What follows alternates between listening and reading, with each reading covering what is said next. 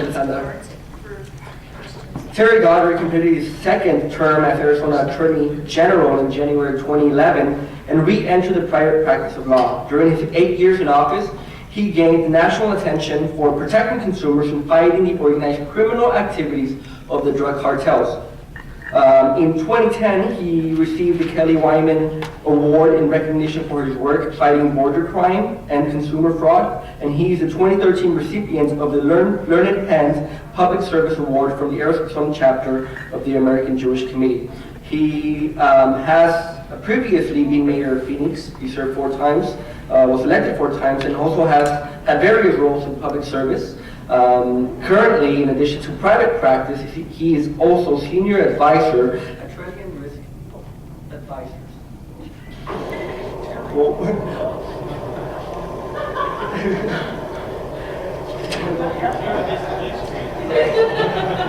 we're not messing around anymore.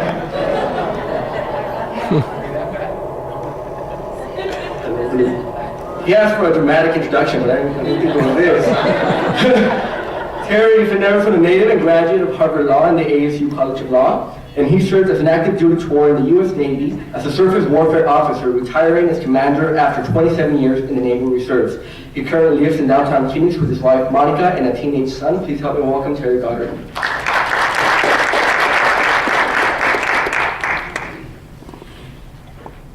That was really good. I'm just glad I got it back on.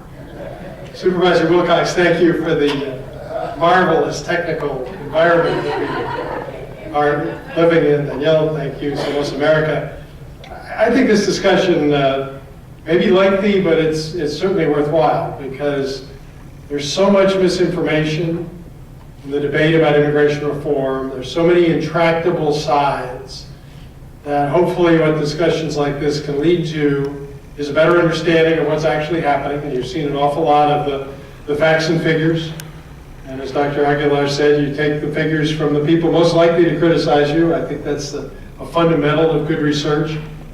And I'd like to talk a little bit more in a different perspective, and that's the law enforcement view of immigration reform and border security. I was also asked to talk about drugs and terrorism, but they didn't tell me to be done, in the next calendar year. So I'm going to stick to the border security issues. There's certainly plenty to deal with there, and I'll say a little about the terrorist threat, because they are interrelated, but in a way that I don't think the debate has been focused. So let's start with the first problem. And one of the reasons that our discussions are so heated and so apparently unresolvable. And I think it's fundamental. Now, there's an old saying that if you don't know where you're going, any road will take you there. And that's true. And if you don't define your terms, you're never going to be able to have a secure border. And that's also true. The Secretary of Homeland Security and others have talked about moving the goalposts. And that's certainly true in this discussion. My personal favorite is when Jan Brewer demanded that we have at least 250 additional Border Patrol officers in Arizona, and the administration brought 500. The next day there was a press conference to say they're not nearly enough. You know, the way the carefully articulated finger. So let's start by making it clear what it is we're talking about. What are the metrics that define a secure border? And I'm not going to be here to tell you my personal view on that. I think it needs to be defined by both sides. They need to come together. It needs to be debated. But I'm an equal opportunity chastiser, because not only did Russell Pierce never define his terms, or he made up his facts, the famous 50% rule, which said 50% of anything bad is as a result of illegal immigration, 50% of the felons in prison, 50% of the crimes. None of it was true, but it scared a lot of people. But Janet Napolitano, as Secretary of Homeland Security, hasn't defined her terms either. And there was a very caustic hearing in the House of Representatives just last week, where they pointed out to a representative of Homeland that 2 years ago, Congress said, you better tell us what you mean. What is operational control of the border? How do you define it? Well, one way I think you define it has already been talked about, and that is the security of the communities on the border. And it is an often misunderstood fact, but it is a fact, that those communities along the U.S.-Mexico border are among the most secure in the United States. And that includes El Paso, across the border from Ciudad Juarez, which for many years was clearly the most violent place you could live in the world. That's actually improving dramatically recently, but what I know about the best, what we have the most clear understanding of in Arizona, is Nogales, Douglas, Yuma, and Point South. These are not violent communities. And Port Nogales has got a button that they put out saying it's a great little place to live. Trying to overcome the stigma of a perception, which has been perpetuated by many in this debate, that you're constantly avoiding hostile fire if you live on the border. The governor of the wife of our former governor of Arizona, Pat Castro, I was talking to her not long ago about, she and the governor live literally on the border. Their house is within a few yards of the border. And she walks her little poodle every night, according to her testimony. And she says, violent? No, absolutely not. It is a safe place to live.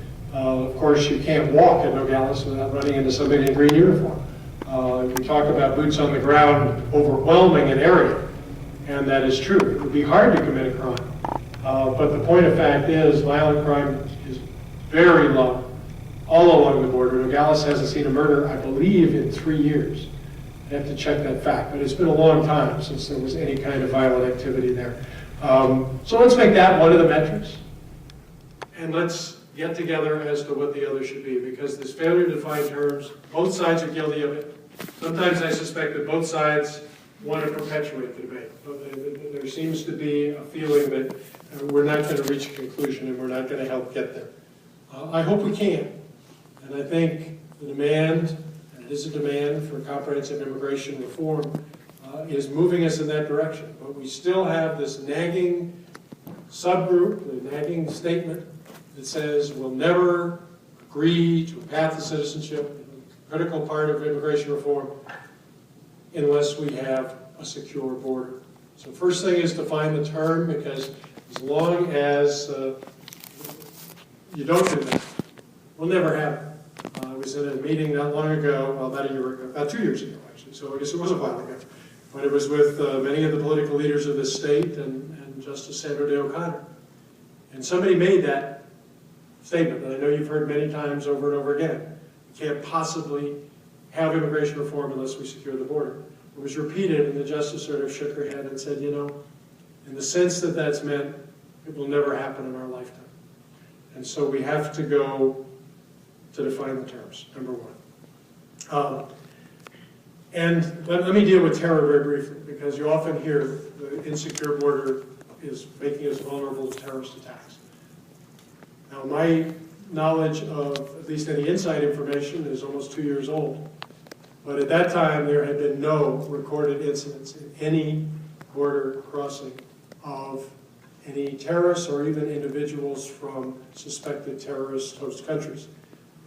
It's simply a fallacy that does scare people. It gives us a sense that perhaps it could happen, and therefore we need to take extra precautions. The director of the FBI met with us, the Attorney General's, a number of years ago, and somebody asked him that question. If you were a terrorist, would you come across the southwest border? And he thought for a minute, and he said, well, no. If I was on a schedule, I'd come through John F. Kennedy Airport with false papers, because I would be able to afford those. And if I wasn't on a strict schedule, I'd come across the Canadian border, which is virtually unwatched. I would certainly not come to the southwest border, where I'd be in danger of my life from a variety of sources. And I've got one of the most perilous physical environments to deal with in the world. So I thought Director Mueller had a pretty good handle on it. He's certainly in a position to know, and he was unequivocal on this subject. So let's put the terrorist threat aside, although there are other places where I think terrorism does play a role in our failure to protect the border. What does the illegal activity look like? Well, everybody comes down to 4 basic points. Drugs, and you certainly saw the the massive numbers. I think one of the tough things you have in any discussion like this is who in the world knows the actual dimensions of illegal activity. They don't file a whole lot of reports. And so you had 13 billion, I've heard much higher numbers, but 13 billion is one hell of a lot of money. And so if that's how much is coming across, I would stipulate to that. I've heard the Justice Department recently in congressional testimony say that the drug market in the United States is $85 billion. That was their statement. Somewhere between 85 and 13, I think, is the actual number of how much is repatriated back to Mexico. But as a former law enforcement official, that's the number that I'm most concerned about. Because in any organized criminal prosecution, the standard is you go after the money. Standard is you find out what finances the criminal organization, and you do everything in your power to deprive them of that resource.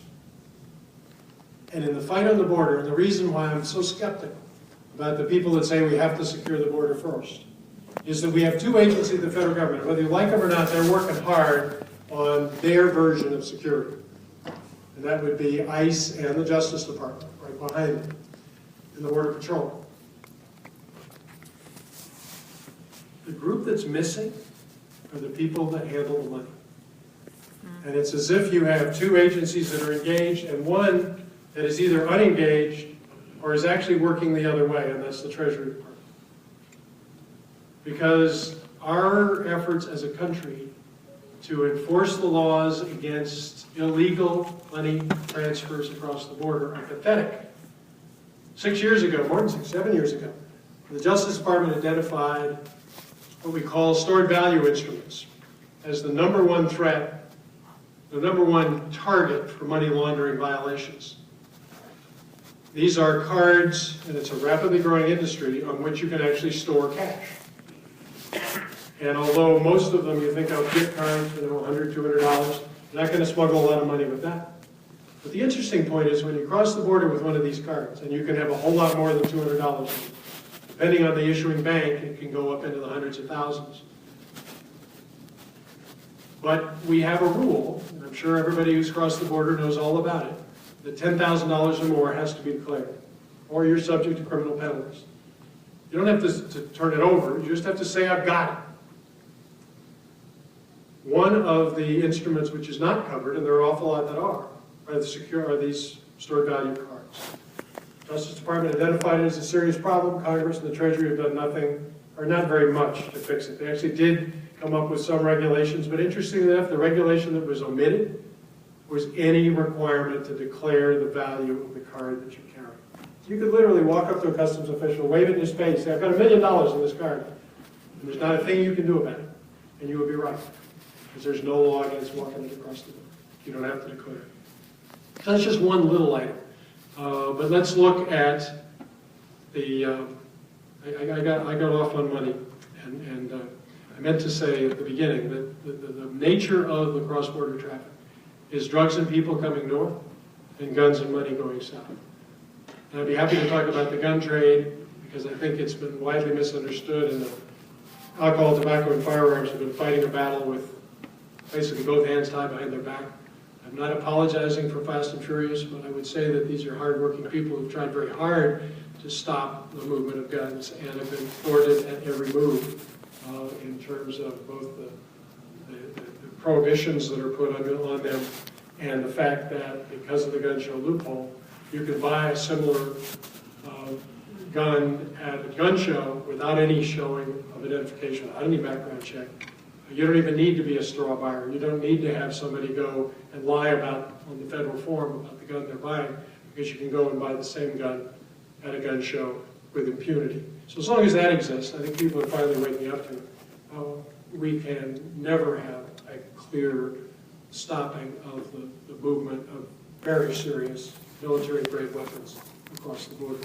As Attorney General, one of the most poignant sessions we had was with the Attorney General, the then Attorney General of Mexico. Basically said, look, I'm not trying to say anything about the Second Amendment. We don't happen to believe you have a right to bear arms. It's illegal to bear arms in Mexico. We respect that you do. You have a different view. But please don't bring the guns which are illegal in Mexico don't facilitate them coming across the border. You enforce your laws, at least.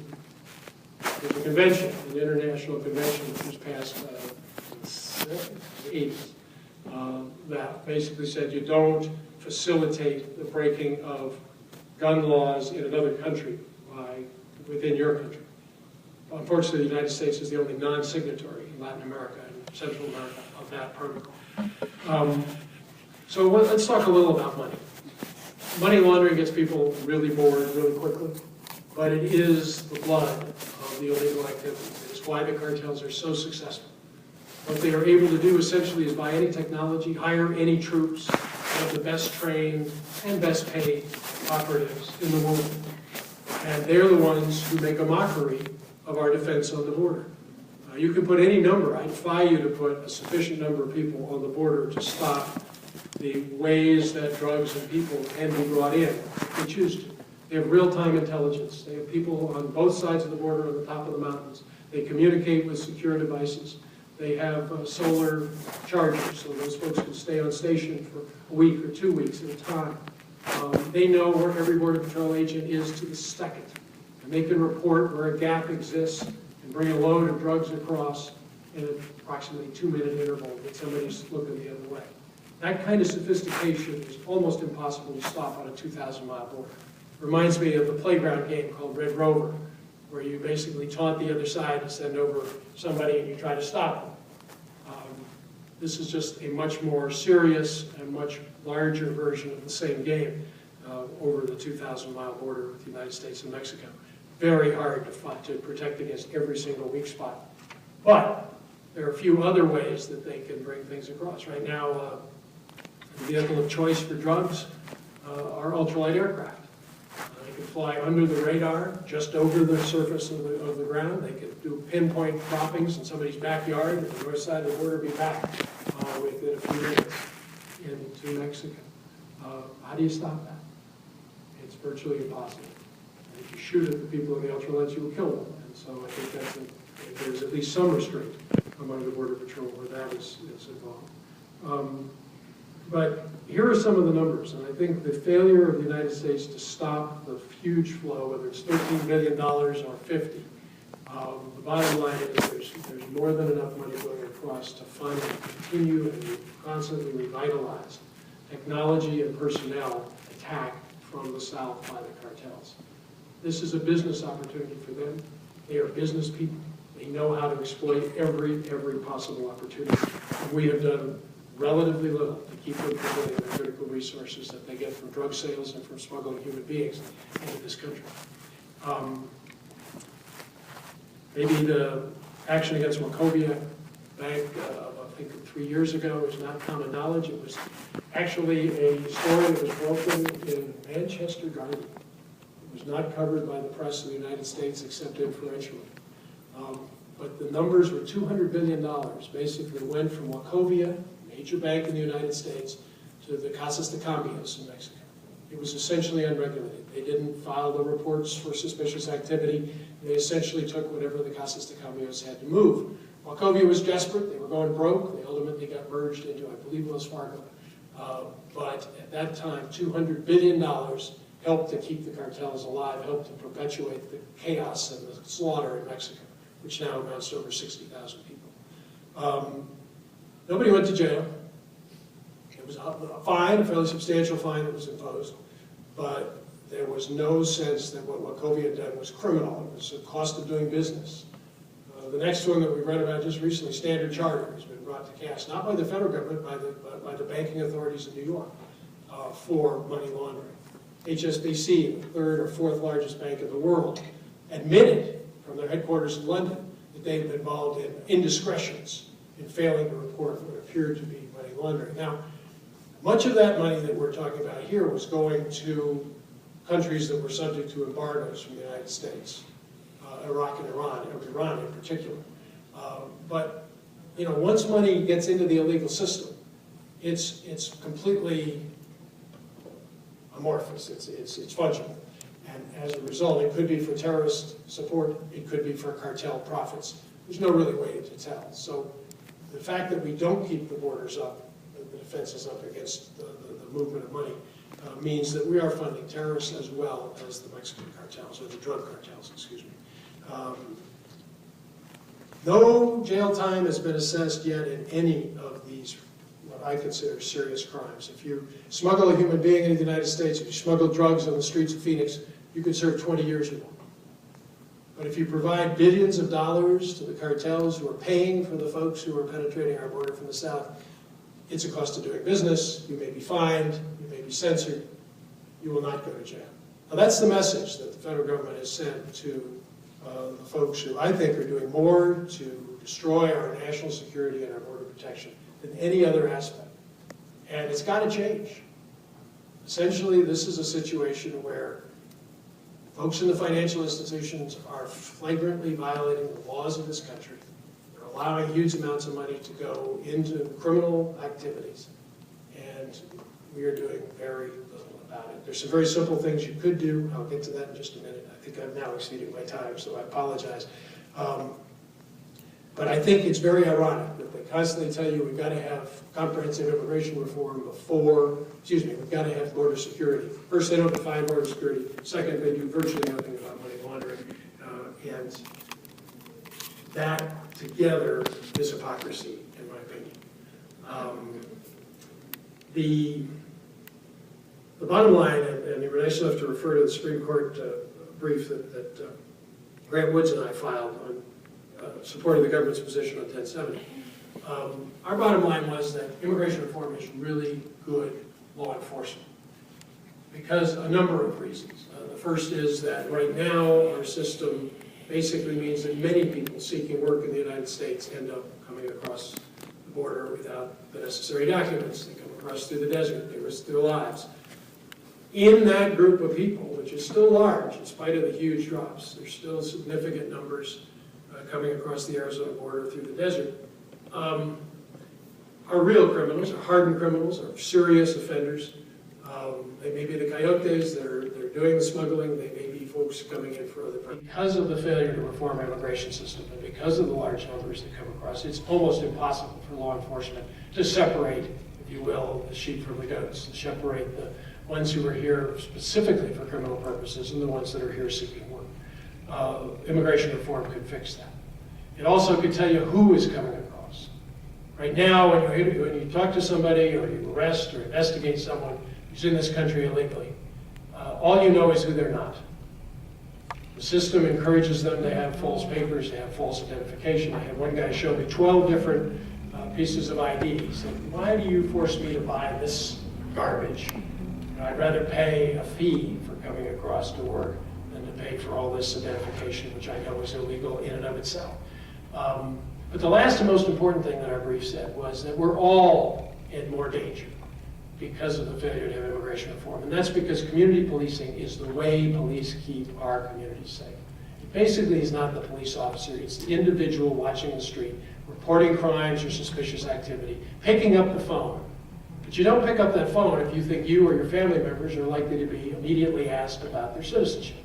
Whether you're a legal resident here or a citizen or not, if you think that's going to be the result of that call, the call's not going to be made. In point of fact, in many communities in Arizona, over half of the community is not participating in the most important community defense we have, which is community policing. That is the fundamental failure that I think all of us have seen from the failure to have immigration reform. So let me just suggest a couple of I think, common sense ways that we could make the border more secure and stop just, the fundamental point is here, right now, it's not about securing the border. That's I think, a false part of this discussion. What we're really dealing with here is people who want to talk about immigration. Why have all the buildups of forces on the border been about stopping people? I saw the numbers, and frankly, they're even worse than I thought they were, about the failure of the war on drugs, the failure to stop drugs. The price is going down every year. The volumes are increasing. You know, the war was lost quite a while ago, and just nobody will admit it. But nobody talks about that now in the terms of securing the border. They only talk about stopping people. So let's not really get too far distracted by the falsity that this is a debate about security. It's not. It's a debate about immigration. It's a debate about people. So what can we do? We can start by jailing the bankers that allow billions of dollars to go illegally out of this country, criminal proceeds. We can stop third-party transactions. Right now, with impunity, people in Arizona, unfortunately, Florida and Texas, accept cashier's checks, sell somebody a Peterbilt truck or a large piece of rolling equipment, and the buyer's sitting there, but the checks are coming from somebody completely different. Well, I guarantee you those checks are coming from the proceeds of drug sales. We needed our telegraphic or telecommunication movement of money to know who's on the other end. Right now, there's systems involved in moving money across the border by telegram, where there is no inquiry as to who the receiving party is, if it's a corporation or if it's an individual. They just file the paper and let it go. SARS, the suspicious activity reports, are not followed up on when they're filed. One of the things that HMTV was called to task for was 25,000 suspicious activity reports that were in their files, had never been filed with the federal government. Well, maybe they're not all indicative of criminal activity, but somewhere in that haystack are some very important needles, and nobody was even looking.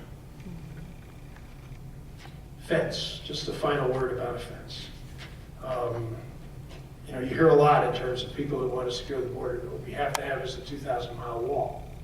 I think it's ironic in a generation, or at least a generation apart from the destruction of the Berlin Wall, that we should talk again about something that is a massive international symbol of oppression. But the bottom line is, from a law enforcement perspective, it simply does not work. We already know from the border, you can go through the wall in Nogales in I think about 20 seconds with one of the super torches. And it happens all the time. That's an amazing wall. It looks like a quilt. It's just all patches, because every day the Border Patrol has to come back and fix it. But you've got ultralights. If the cartels don't have drones right now, they will have them soon. And so there are so many ways to go over. And one little truism about our border here in Arizona is you're not really going to have an effective wall against people who are among the best hard rock miners in the world. There was a little joke among the folks who were briefing the administration a little while ago about what it would take to secure the border. And somebody talked about the tunnels. Somebody in the back of the room says, well, any day now we expect Nogales to drop 30 feet because there is no support under our community. Not quite the fact, but close enough. So you can go under, you can go over. You can go around by sea, and with the torches, the plasma torches, you can go through. So if anybody thinks the wall is anything but a massive public works project, I think they're missing the bay. It's a symbol and not a good one. It's not effective from a law enforcement perspective. And there are things we could do that would be far better. So if we're serious about getting the border secure, and I think we should be, let's use all the methods at our disposal, not just the ones that go after human beings. And let's do it much more intelligently. Thank you.